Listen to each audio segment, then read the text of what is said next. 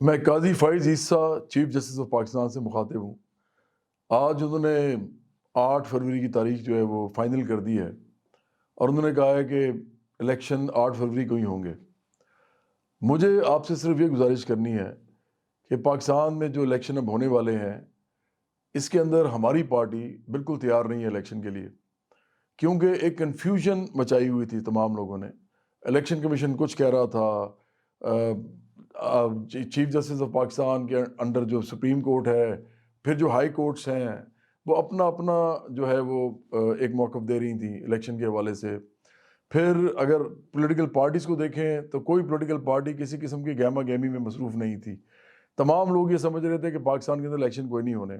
अवाम जो है उनका उनका इंटरेस्ट कोई नहीं था और इलेक्शन के बारे में ये साफ समझ आ रही थी लोगों को कि शायद एस्टेब्लिशमेंट भी इलेक्शन नहीं चाहती और अवाम भी नहीं चाहती और इमरान खान भी अंदर हैं तो इसलिए पीटीआई भी नहीं चाहती और मुस्लिम नून जो हैं वो भी उनको लेवल प्लेइंग फील्ड अभी तक नहीं मिली, वो भी नहीं चाहते।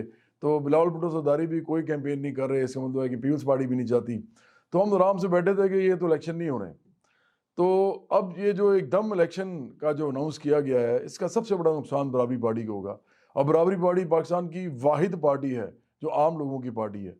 ये इलेक्शन है क्या? पहले तो अब मैं आपसे ये पूछना चाहता हूँ तमाम लोगों से जो मुझे सुन रहे हैं, ये क्या इलेक्शन है? ये फिर खरबपति अरबपति लोग, करोड़पति आपस में बैठेंगे, एक दूसरे से लड़ेंगे, एक जीत जाएगा वो करोड़ों रुपया लगाएगा, 10-15 करोड़ रुपया, 6-7 करोड़ रुपया या कम अज़ कम 4-5 करोड़ रुपया, वो लगा के इलेक्शन लड़ेगा और उसके बाद वो जीत जाएगा या जीत जाएगी और उसके बाद वो आके हमारे छाती में मोंग दलेंगे जिस तरह पहले 76 साल से वो ये कर रहे हैं। इस इलेक्शन का आम लोगों को क्या फ़ायदा होगा? क्या इस इलेक्शन में कोई मज़दूर खड़ा होगा? क्या कोई किसान खड़ा होगा? कोई मेहनतकश खड़ा होगा? लोअर मिडल क्लास के जो जफ़ाकश हैं, जो मेहनतकश हैं, जो कि कंप्यूटर्स पे बैठे हैं, इस वक़्त आईटी के अंदर बैठे हुए हैं, मार्केटिंग के अंदर बैठे हैं, पूरी मुल्क के अंदर हेल्थ, एजुकेशन के सेक्टर्स में बैठे हुए हैं, क्या वो इलेक्शन लड़ सकेंगे? फिर उसके बाद आपके जो मिडल मिडल क्लास है, इसमें डॉक्टर्स हैं, इंजीनियर्स हैं, प्रोफ़ेसर्स हैं, अदीब हैं, शायर हैं, ऐसे तमाम लोग जो कि इस मुल्क की इकॉनमी जो है उसको बराह रास्त या बिला वास्ता वो चलाते हैं और आपको सबको पता है कि उनके बगैर ये मुल्क भी नहीं चलता। क्या वो इलेक्शन लड़ सकेंगे? वो जो मिडल मिडल क्लास के लोग हैं, इवन अपर मिडल क्लास के लोग जो थोड़ा बहुत अच्छा कारोबार करते हैं, जो को चंद लाख रुपए से ज़्यादा कमा लेते हैं, क्या वो इलेक्शन में अपने 6-6 करोड़, 10-10 करोड़ रुपया लगा सकेंगे? तो ये क्या इलेक्शन है? ये ड्रामेबाज़ी है, ये बकवास इलेक्शन है, ये वही उसी तरह का एक भोंडा इलेक्शन है जिस तरह का आज तक हम देखते आए हैं। ये खरबपति अरबपति पार्टीज़ जो हैं, ये पीटीआई, मुस्लिम नून और पीपल्स पार्टी, ये इनका इलेक्शन है और बाकी पार्टीज़ को उन्होंने समझा हुआ कि ये तो है ही कुछ नहीं। बराबरी पार्टी वाहिद चैलेंजिंग पार्टी है इन तमाम लोगों के लिए, क्योंकि हम लोग किसी खरबपति अरबपति के साथ नहीं खड़े हुए, हम किसी करोड़पति के साथ नहीं खड़े हुए।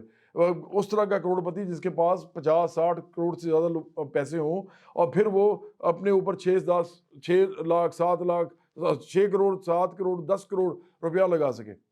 हम उनके साथ नहीं खड़े, हम उनकी पार्टी नहीं है, हम आम लोगों की पार्टी हैं। आम लोगों को हम इलेक्शन लड़वाना चाहते हैं, आम लोगों को हम सियासत में लाना चाहते हैं।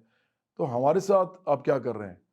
हमारी पार्टी इस वक्त ये समझती है कि कम से कम 2-3 महीने मिलने चाहिए हमारी पार्टी को इस वक्त, कि हम पूरे पाकिस्तान में जो 850 से 900 सीटें हैं, हम हर जगह कोई लड़का लड़की, कोई औरत, कोई मर्द खड़ा कर सकें और वो इनको चैलेंज करे, इन तमाम सरमायादारों को, जागीरदारों को, माफियाज को, ये जो पीर व मुर्शद बने बैठे हैं सारे अपने अपने इलाकों में, जो पीर खाने हैं और फिर जो सियासत में मौजूद हैं, मैं उनकी बात कर रहा हूँ, और फिर जो सरदार हैं, फिर ये जो वडेरे हैं, ये हम चाहते हैं कि इनको निकालें सियासत से।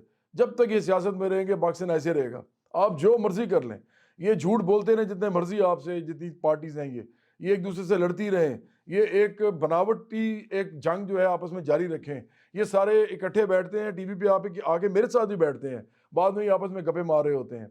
मैं तो उनके साथ नहीं बैठता ना, मेरी तो कोई दोस्ती नहीं है। मेरी किसी अमीर आदमी से, पाकिस्तान की जो खरबपति अरबपति लोग हैं या 50-60 करोड़ से ऊपर की जो असामी है, मेरी उनसे दोस्ती नहीं है, मैं उनसे दोस्ती नहीं करता, ना मेरी पार्टी करती है। हमारी पार्टी साफ एक सियासी जंग लड़ रही है, तबकाती जंग लड़ रही है सियासत के अंदर इन तमाम लोगों के सामने। तो मुझे बताएं हमें इस इलेक्शन का क्या फ़ायदा है? हमें क्या फ़ायदा है इस इलेक्शन का? ये जो 2024 इलेक्शन हो रहा है ये बोगस इलेक्शन है। हम इस इलेक्शन को बिल्कुल नहीं मानते।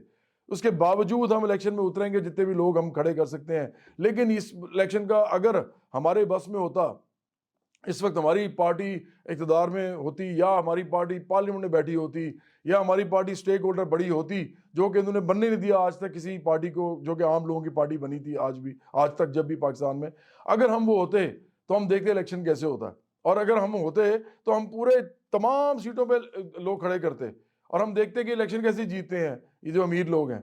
तो देखें, जो आइन और कानून की आप बात करें हैं चीफ जस्टिस साहब, मैं आपकी बड़ी इज्जत करता हूँ, क्योंकि आप एक अपराइट आदमी हैं। आपने हमेशा अच्छी बात की है, आपने हमेशा आइन और कानून की पासदारी की बात की है। लेकिन मैं आपसे एक सवाल पूछता हूँ कि कौन सा आइन और कानून है इस मुल्क के अंदर? मुझे बताएं कि क्या इलेक्शन कमीशन के जो कवानीन हैं उनके मुताबिक ये पार्टीज इलेक्शन लड़ती हैं? क्या ये चंद लाख रुपए जो आपने बताया हुआ है कि जी, बल्कि 1000 रुपए में था, अब तो शायद 1 लाख से ऊपर चला गया है। लास्ट टाइम इलेक्शन में 40,000 से ऊपर आप लगा नहीं सकते थे अपने ऊपर। कोई भी कैंडिडेट, कोई भी उम्मीदवार जो था, वो 40,000 से ऊपर नहीं लगा सकता था। और अब आप मुझे बताइए कि क्या इस मुल्क में जो करोड़ों रुपया लगा के लोग इलेक्शन लड़ते हैं, क्या ये रिगिंग नहीं है? क्या ये धांधली नहीं है? ये सारी की सारी धांधली है, और ये धांधली ज़्यादा इलेक्शन होगा एक दफ़ा फिर। क्या इलेक्शन कमीशन के अंदर जो लॉज हैं, उनको आम लोगों के हक में, क्या उनको रिफॉर्म होना ज़रूरी नहीं है? क्या उनका चेंज होना ज़रूरी नहीं है? क्या इस पूरे इलेक्शन का जो सिलसिला है, जो कि आम लोगों को सियासत से बाहर रखता है, इलेक्शन से बाहर रखता है, क्या ज़रूरी नहीं है कि उनको इधर लाने के लिए सियासत में, ताकि वो अपने तबके के लिए आवाज़ उठा सकें, अपने तबके के लिए कानून साजी कर सकें सियासत में जाके, और इलेक्शन लड़के पार्लियामेंट में जाके? तो क्या ज़रूरी नहीं है कि उनके लिए लॉज चेंज किए जाएँ? ये लॉज जो कि सरमायादारों, जागीरदारों, माफियाज के हक में हैं, ये अमीरों के हक में हैं, तो क्या ये धांधली नहीं है? ये सरासर धांधली है चीफ जस्टिस साहब। और आपको अच्छी तरह मालूम है कि इस मुल्क के अंदर इलेक्शन जो है वो सिर्फ और सिर्फ अमीर की खेल है।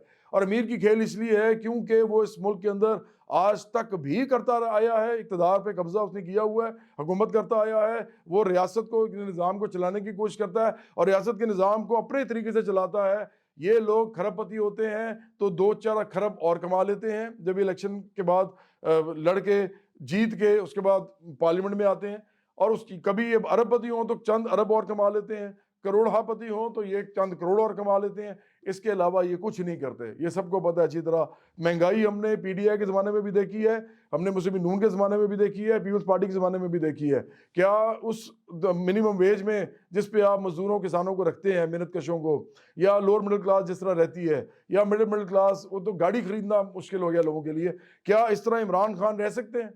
क्या इस तरह नवाज शरीफ रह सकते हैं? क्या इस तरह आसिफ ज़रदारी रह सकते हैं? ये सब ड्रामेबाजी है, ये झूठ है। ये इलेक्शन एक फ्रॉड इलेक्शन है। हम जा रहे हैं इस इलेक्शन में, हम बिल्कुल जाएंगे, हम जितना भी कोशिश करके लोगों को खड़ा कर सकेंगे करेंगे, लेकिन ये बहुत जल्दी में किया जा रहा है, ये कंफ्यूजन फैला के किया जा रहा है। अभी तक हमें मालूम नहीं था कि इलेक्शन होना है कि नहीं होना। और मैं आवाम से पूछता हूँ, क्या आपको मालूम था? आप सारे अनसर्टिनिटी में बैठे हुए थे। अनसर्टिनिटी इसलिए क्योंकि हमें मालूम ही नहीं है कि ना तो पार्टीज कोई कैनवसिंग कर रही हैं, ना कोई इलेक्शन कमीशन कोई जवाब सही दे रहा है, ना हाई कोर्ट्स और सुप्रीम कोर्ट आपस में वो उनका जो एक नबर्द आजमा है, और ना ही मैं समझता हूँ कि इस मुल्क के अंदर जो ब्यूरोक्रेसी है, और ये जो अभी इलेक्शन के अंदर जो नया सवाल उठाया है पीटीआई ने बड़ी चालाकी के साथ कि जी हम तो उनको मानते नहीं हैं जो आप लगाने लगे हैं इलेक्शन के अंदर आरओज़ और सब, तो ये भी एक जो मामला है ये भी कंफ्यूजन का शिकार है। तो मुझे बताएं कि बराबरी पार्टी जैसी पार्टीज जो हैं वो क्या करेंगी? क्या इस मुल्क के अंदर जरूरी नहीं है कि हमारी पार्टी को इस वक्त लेवल प्लेइंग फील्ड दी जाए? हमारी पार्टी जो आम लोगों की पार्टी है, हमारी पार्टी जो किसी खरबपति, अरबपति और करोड़पति के साथ नहीं खड़ी हुई। करोड़पति का मतलब है जो 50-60 करोड़ से ऊपर की असामी हो। हम किसी के साथ नहीं खड़े हुए, हम आम लोगों के साथ खड़े हैं। आम लोगों की हम आवाज हैं इस वक्त पाकिस्तान के अंदर। तो हमें आप इलेक्शन नहीं लड़ने दे रहे, हमें आप चाहते हैं कि इलेक्शन ना लड़ें, और आखिरकार क्या होगा? मैं आपसे सवाल पूछता हूं, जितने लोग मुझे देख रहे हैं, चीफ जस्टिस साहब आपसे भी पूछता हूं, और तमाम ब्यूरोक्रेसी से, तमाम पार्लियामेंट में बैठे जितने भी हमारे ये जो अमीर कबीर लोग हैं, जो हमारी रूलिंग क्लास है, अशराफिया जो है, हुक्मरान तबका, मैं आपसे पूछता हूं कि क्या ये इलेक्शन जब होंगे तो क्या आप ही लोग वापस नहीं आएंगे? यही लोग फिर वापस नहीं आएंगे? यही चेहरे, ये कभी किसी पार्टी में बैठे होते हैं, कभी किसी पार्टी में बैठे होते हैं, क्या यही आके दोबारा पैसा नहीं बनाएंगे? जो लोग 6 करोड़ 10 करोड़ रुपया लगा के इलेक्शन लड़ रहे हैं, क्या वो किसी खिदमत खल्क के जज्बे से लड़ रहे हैं? वो सिर्फ इसलिए लड़ रहे हैं ताकि इस मुल्क के अंदर इक़्तिदार में आके वो पावर में आके पैसा बनाएं, और वो पैसा बनाते रहते हैं। उनके अजीज़ो अकारब भी पैसा बनाते हैं। इमरान खान की पूरी फैमिली जो है वो खरबपति अरबपति लोग हैं। इसी तरह जासूसदारी के इर्द गिर्द सब वही लोग हैं। इसी तरह नवाज शरीफ के इर्द गिर्द सब वही लोग हैं। तो मुझे बताएं कि आप क्या इलेक्शन ये करा के समझते हैं पाकिस्तान चेंज हो जाएगा? ये पाकिस्तान वैसे ही रहेगा। अगर यही लोग आते रहेंगे, बार बार यही हमारे सर पे बैठे रहेंगे, तो इलेक्शन बिल्कुल बोगस इलेक्शन है। हम इसको बिल्कुल नहीं मानेंगे, हम इसके नतायज को भी नहीं मानेंगे। हम सिर्फ ये कहेंगे कि आप लोगों ने इलेक्शन में जल्दी की है कराने की, इसकी अंदर एक बाकायदा टाइम देना चाहिए था हमारी पार्टी को कि हम इस इलेक्शन में खड़े होते और इन तमाम पार्टीज के सामने आम लोग खड़े करते और हम देखते कि वो कितना बड़ा टफ टाइम देते हैं इन तमाम लोगों को। तो मुझे सिर्फ यही कहना है कि बराबरी पार्टी डेफिनेटली जाएगी इलेक्शन में, हम इलेक्शन से भागेंगे नहीं। अगर हम इस वक्त इस पोजीशन में होते ना कि हम इलेक्शन को बाइकआउट करके अब पूरे अवाम को हम सीज कर देते, हम उनको कहते जी आप नहीं जाएंगे इलेक्शन में, हमारे पास पार्लियामेंट में सीटें होती, पार्लियामेंट में बैठे होते, या आप अपोजिशन में बड़ी तादाद में बैठे होते, तो हम बॉयकॉट करते। लेकिन हम बॉयकॉट नहीं करना चाहते। लोग कहेंगे जी बराबरी पार्टी तो इलेक्शन में गई नहीं, तो हम जितने भी लोग खड़े कर सकते हैं अभी करेंगे अजलत में। हमें बिल्कुल नहीं मालूम था कि इलेक्शन होंगे, हमें यकीन था कि इलेक्शन नहीं होंगे, और मैं अभी भी समझता हूँ कि इलेक्शन इस वक्त होने भी नहीं चाहिए। पाकिस्तान में पहले से फसाद मचा हुआ है। तहरीक इंसाफ ने पिछले 1.5 साल से जो कुछ किया है इस मुल्क के अंदर, उसके बाद मुस्लिम नून ने जो PDM के साथ और पीपल्स पार्टी ने जो गवर्नमेंट बनाई है उसने जो कुछ किया है इस मुल्क के साथ, तो उसके बाद जितना एक हमारे मईशत के ऊपर बोझ है, जितना इस वक्त पाकिस्तान के अंदर हर किस्म का अदम इस्तेहकाम है, हमारी हर चीज़ ख़त्म हुई है। इस वक्त इलेक्शन कराने का ये क्या इसका फ़ायदा क्या था? ताकि अमीरों को फिर लाया जाए, एक पार्टी जीते या 2 पार्टियां मिलकर जीते, हुकूमत बनाएं, और जो तीसरी पार्टी हो वो उनके खिलाफ एजिटेशन स्टार्ट कर दे, फिर फसाद शुरू हो जाए मुल्क के अंदर। मुझे बताएं इसका क्या फ़ायदा होगा? आपके मुल्क में दोबारा इंस्टेबिलिटी आएगी, आपके मुल्क में दोबारा अदम इस्तेहकाम आएगा, आपके मुल्क में उसकी वजह से महंगाई होगी। जब सियासी अदम इस्तेहकाम होता है तो महंगाई होती है, गुर्बत होती है, लोगों का बेड़ा गर्क हो जाएगा। पहले ही आपने बेड़ा गर्क किया है इस मुल्क का। तो मुझे यकीन है कि आपको समझ आनी चाहिए और आती भी होगी कि इन इलेक्शनों का कोई फ़ायदा नहीं होना। इन इलेक्शंस के बाद जितने भी लोग अभी तक समझ रहे हैं कि जी इलेक्शन के बाद पाकिस्तान ठीक हो जाएगा, पाकिस्तान कोई ठीक नहीं होगा, पाकिस्तान और ख़राब हो जाएगा। ये आपस में लड़ेंगे, ये जिस तरह लड़ते हैं आपको पता है, ये ऐसे लड़ते हैं जैसे इंसान नहीं लड़ते, कोई और मखलूक लड़ती है, तो ये लड़ते रहेंगे इसी तरह। इस वक्त इलेक्शन को थोड़ा सा टाइम और मिलना चाहिए था, और हमारी पार्टी को टाइम मिलना चाहिए था, ताकि हम आम लोग लेके आते और आम लोग अक्सरियत में आके इस मुल्क का निज़ाम संभालते और फिर इस मुल्क को अपने तरीके से चलाते और आम लोगों के लिए चलाते। आम लोगों की इनकम बढ़ती, आम लोगों की जो है वो तनख्वाहें बढ़ती, आम लोगों के लिए इस मुल्क में हेल्थ और एजुकेशन की फैसिलिटी दी जाती, आम लोगों को रोज़गार दिया जाता बाइज्जत। ये किसी ने नहीं देना था, ये बराबरी पार्टी दे सकती थी। लेकिन आपने जो कुछ भी किया है, आप सब लोगों ने जो मिलकर किया है, इस हुक्मरान शराफिया ये जो अमीर लोग हैं उसके लिए कर दिया है। तो ठीक है, अभी हम देखते हैं, अभी हमारा टाइम तो आना ही है, क्योंकि हमारी पार्टी तो बन चुकी है। आम लोग आएंगे ही, इक़्तिदार भी संभालेंगे, इस मुल्क को अपने हाथ से चलाएंगे भी।